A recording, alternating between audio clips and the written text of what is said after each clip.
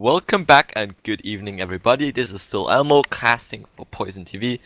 With me of course is still Savake. And Yeah. next up is just basically around. I wanted to make a joke, but nope. Okay. Ain't gonna happen. Introducing our players here, spawning to the top of, is that Frost something? Winter Yeah. map?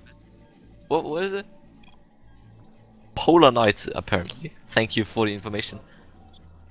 So spawning up to the 12 o'clock position on Polar Nights is going to be the orange Plotters player playing for NON. It is Koerby. And his opponent playing for Sagas, it's plKzYEe once again as the green Terran. And why I say once again is because, we were talking before. I think we've casted this guy before, but it's so hard to tell with these random letters. I definitely didn't because I have no clue how to pronounce that name, and you apparently have. plKzYEe? Okay. plKzYEe? plKzYEe, okay.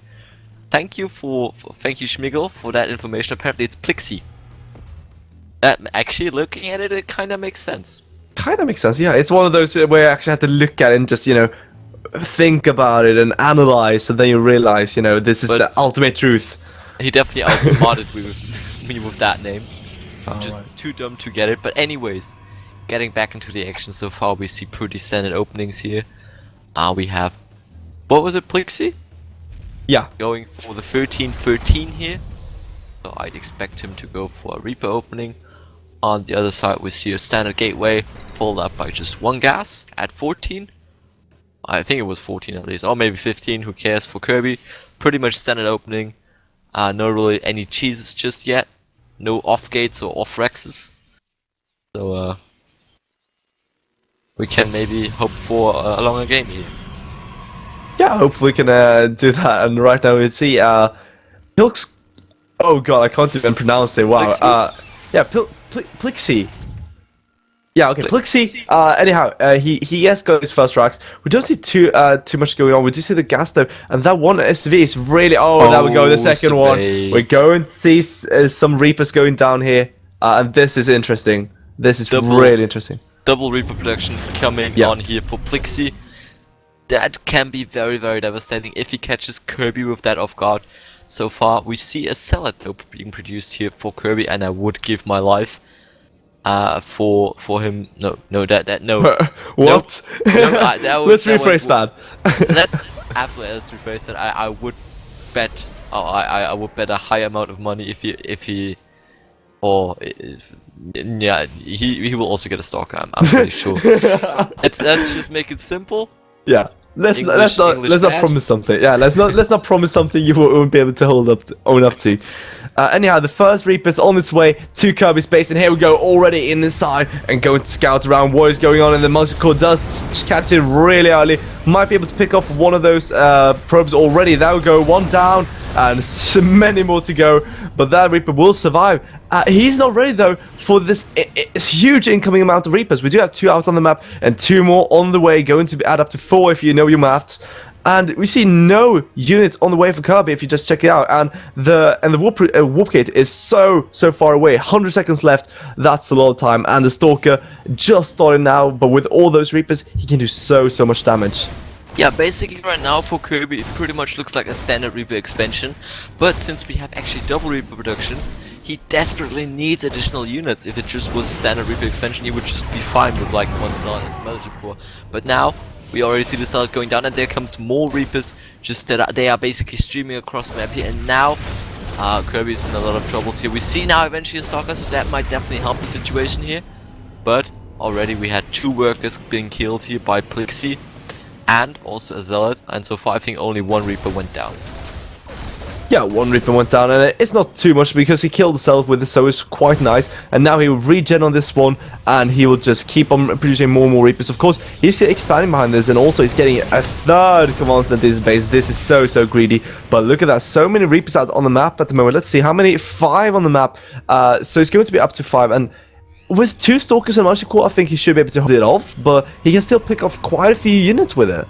Indeed, also a second Stalker spawns now, so Koerby, I think, should be at least fine, but of course those Reaper definitely will give plKzYEe here the map control, and they are also very, very versatile.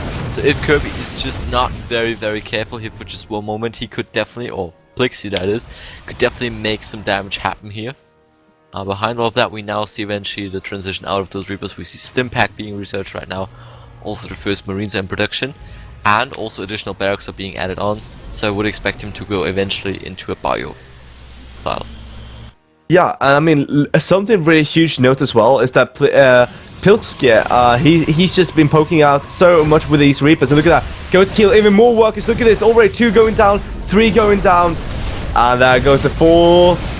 Will get a 5th though, that's the question. He's actually going to the main to scout, but no, gets killed. But something really huge to note here is that the Nexus, the natural Nexus, didn't produce a single worker during this Reaper harassment because he was really afraid of losing them. So his work production is much lower than it is supposed to be, and that means that right now the Terran is actually ahead when it comes to workers at this point. Yeah, and you still have to keep in mind he also has double orbital command, soon to be triple orbital command. That basically means he has 2, soon to be 3 mules. So that will definitely boost his income, but here comes 3 Stalkers into the natural of Koerby, not Koerby but plKzYEe, and he only has a couple of Marines there. Of course won't be enough to be able to defend it. Also now a lot of SCVs will go down on the other side here. Eventually the SCVs will get a nice round, but they will also eventually go down. More Marines are stimming down, or not stimming, but kiting down the ramp here. But with those 3 Stalkers, I don't think they will do too much here. They will just be kited to eternity and beyond. So that pretty much worked out perfectly for Koerby, only losing 1 Stalker there. Yeah, that was a really, really nice trade. He killed so many workers, 8 workers killed by Koerby. And right now he's making his first Colossus, and has it almost well. So really nice macro game. At least attempt here from Koerby. We'll go and see if plKzYEe really wants to let this happen. He's getting his Stim and Comet Shield really timed out here, and he's getting so many Marines, but of course he doesn't want to be way too aggressive with his third orbital command, so we'll see how much he actually wants to push in here. I think Koerby, though, with the Colossus, he can also do some really nice pokers around. Right now, it's kind of back and forth in this game, but of course plKzYEe with the third orbital command, as soon as he lands that, is going to have a huge advantage. Absolutely. At the same time, plKzYEe is now going to move out here with a couple of Marines and 2 Marauders. They definitely will push the Stalkers eventually back to home, but by the time they will arrive at his opponent's base, the Colossus, already 1 Colossus, will be out. 2nd, maybe? No, I don't think so.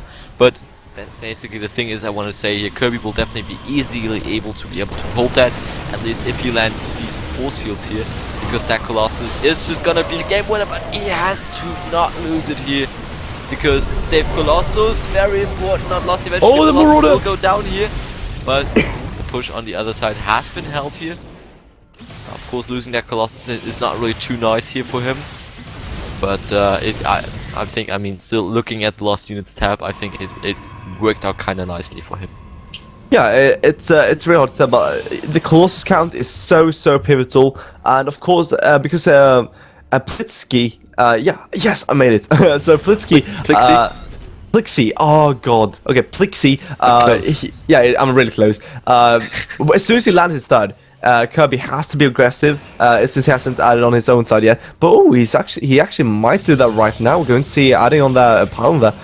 So we'll see about that, but anyhow, right now he's getting more and more Colossus, and the Colossus count will be so important when he pushes out, like right now. Now he has 1 instead of 2, but does plKzYEe have enough? That's a question. He has so many, he has quite a few units, but not the amount he needs against the huge amount of units of Koerby, and with that extended thermal lance, that Colossus would do so much damage. Absolutely, 2 Colossi now out here for Koerby, and he's going to push across the map, and without any Vikings whatsoever, the Terran army will definitely be under a lot of fire right now. Once again, there comes the force fields. They are beautiful here, pretty much cutting them off here. The Colossus are doing some nice work. The Marines are steaming forward, but they will eventually be taken out here. Also, the Medevacs now are under fire here. The Terran army is being pushed back. Koerby is now taking a supply lead, 91 to 64. He's pushing on further into the natural here. Once again, Biostorm's floor. Very nice split though here for plKzYEe. But it is not going to be enough. More units are being warped in as a reinforcement. Immediately the SCVs are being pulled here from the natural. He's trying to save them, but oh, there's the force field. That is not looking good here. Eventually, the medevac goes down. That is huge for Koerby. 47 to 95 supply right now for the Protoss player here, and he's pushing forward strong. Will now eventually breach the wall in here, and he's now going to enter the main. Yeah, oh my god, Koerby's doing so much damage at this point. Great force fields as well, killing off so many workers. 22 workers killed this game, and he's just getting more and more units in here. And what can plKzYEe do? He's actually trying to drop outside to flank, but he doesn't have the numbers. That's the problem. He doesn't have the numbers. Some nice Viking poking, but it doesn't look like it's going to be enough right now. He's trying to kite as well, but Koerby at this point, just a huge army in the middle. And oh, he has to save the pylon though. The pylon survives. Wow. Survives. That is very, very sad here for plKzYEe. So more reinforcements will be able here for Koerby, and pretty much right now plKzYEe is locked in his main base. He eventually tries to push onto the low ground once again, but I think Koerby will just shatter that army if he sees it. Oh, he's just gonna pull back. That's an interesting. Oh, he's gonna go around for the back and then. He's getting a start as well. So I think he's just regrouping. He's just you know, letting plKzYEe land his base because he knows he cannot attack into this, but he knows also he has the big army. He'll just get his third behind this, just mass out more and more colossi, and when he's ready for it, just go in again. And he knows that he's ahead of his opponent at this point. He knows that when you're ahead, you get more ahead. So get a base, just regroup, get his new colossus, and he should still push with this though. He shouldn't go home at this point. Absolutely, and also if you take a look to the bottom left-hand side right there, command center landed right next to the destructible rocks. That is what I call desperation. That is some special tactics there.